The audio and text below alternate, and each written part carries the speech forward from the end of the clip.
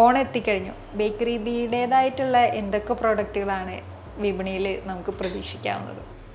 ഓണത്തിന് നമുക്ക് എല്ലാ കൊല്ലമുള്ള മാതിരി തന്നെ ബനാന ചിപ്സ്, ശർക്കര ഉപ്പേരി, നാലുപ്പേരി, പിന്നെ പായസം.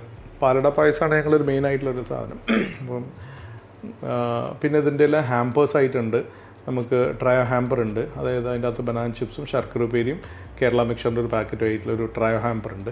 പിന്നെ നമുക്ക് ഓണ ഹാമ്പർ ഉണ്ട്, അതിൻ്റെ അകത്ത് ഒരു 5 പ്രോഡക്റ്റ്സ് ആയിട്ടുള്ള ഇതാണുള്ളത്.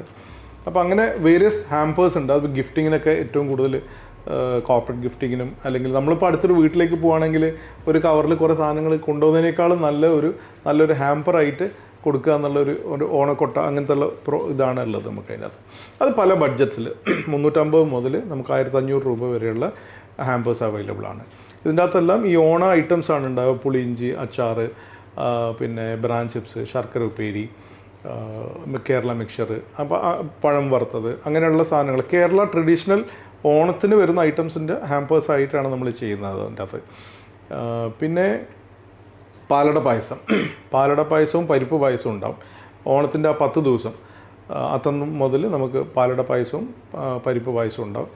അത് ഏറ്റവും നല്ല പാലിൽ ട്രഡീഷണലായ രീതിയിൽ അട ചെയ്തിട്ട് അതിൻ്റെ അകത്താണ് നമ്മൾ പാലട പായസം ചെയ്യുന്നത്.